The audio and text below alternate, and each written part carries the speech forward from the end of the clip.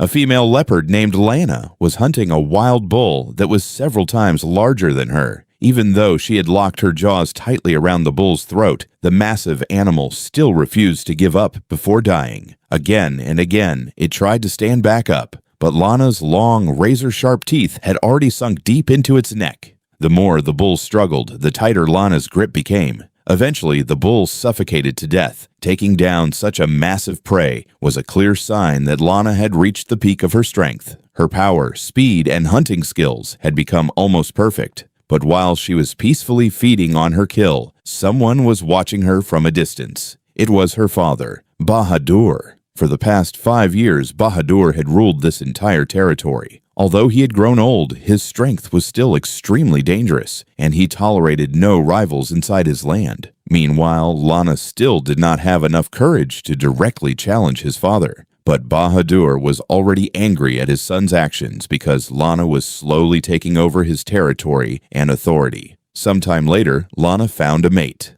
The two secretly mated far away from Bahadur's sight. But this meant Lana had taken one of his father's females, and for any leopard king, that was a direct challenge. Then June arrived, and the rainy season began in India. With the rains, new life started spreading through the jungle. During this time, the female leopard gave birth to 3 of Lana's cubs. Food was plentiful, so the cubs began growing quickly. But they were still far from safe, because the true king of this jungle was still Bahadur. One day, when the female leopard returned, she sensed that something was wrong. There was a familiar scent in the air. Then suddenly, her eyes locked onto a tree. One of her cubs was no longer alive. This was Bahadur's doing. In the wild, male leopards often kill the cubs of rival males so the female can breed again sooner. Luckily, one small cub managed to escape, but now it had become extremely dangerous for them to stay in this territory. Meanwhile, the young Lana was slowly taking control of the entire region. With every passing day, his confidence kept growing. His strength and hunting abilities were now becoming almost equal to his father's. And that could mean only one thing.